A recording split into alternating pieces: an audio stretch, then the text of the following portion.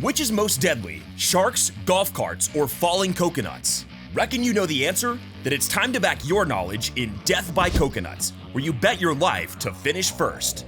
The aim of Death by Coconuts is to beat your friends to the finish by betting on the most deadly causes of death. It's a classic game of risk and reward. Navigate shortcuts, hazards, and your opponent's attempts to screw you over. Only the first to finish gets into eternal paradise, so you better get going. So, how do you play? Shuffle the 250 death cards and place them next to the board to form a draw pile. Shuffle the treasure chest cards and place them in position on the board. Each player gets a colored counter and a matching set of betting chips. Place your counters on Coconut Beach. The player that goes first is always the oldest person in the game. They start with the turn token. They place the top 3 death cards on the board and read them aloud. They also get to bet first by placing up to 3 chips on which they think is most deadly. Moving clockwise, everyone else does the same. You've got to bet at least 1 chip, and you can't spread your bets across deaths. Once betting has ended, the player holding the turn token reveals the numbers by flipping the cards one by one.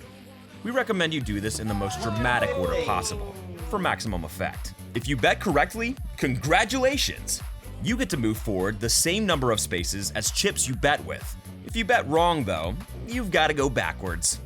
At the end of each round, the turn token moves 1 player to the left and the process continues. Purgatory Island has loads of features, including a shortcut across Roy's Lethal Lake, a lava flow that sends you backwards, and a halfway checkpoint at Old Steve's Safe Shack, which, when reached, prevents you from moving back past that point. The first player to reach the Safe Shack also gets a tent token, which they place on one of 3 spaces on the board to create an extra checkpoint.